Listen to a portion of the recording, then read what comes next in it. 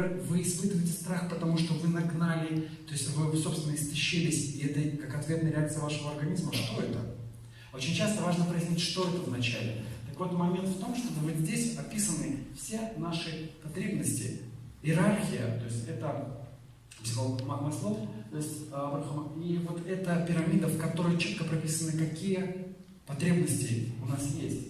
Пока не удовлетворен нижний этаж, верхнему невозможно. Практически невозможно. То есть, например, если мы недостаточно сыты, физиологические потребности, если мы не выспались, мы не думаем о безопасности. Дальше, когда все пройдет, то есть получается, появляется потребность в безопасности, то мы сыты, нам хочется, чтобы было все спокойно.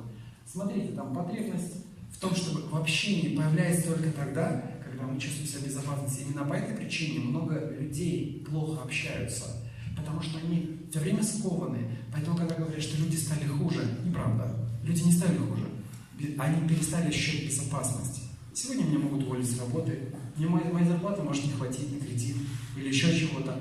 Безопасность не обязательно социальная, она имеет только какая-то военная, а именно безопасность связана с тем, что тут мы узнаем о каких-то проблемах, которые мы не знаем, как решать. Вот именно об этой безопасности люди замыкаются. Замыкаются, потому что невозможно сохранять.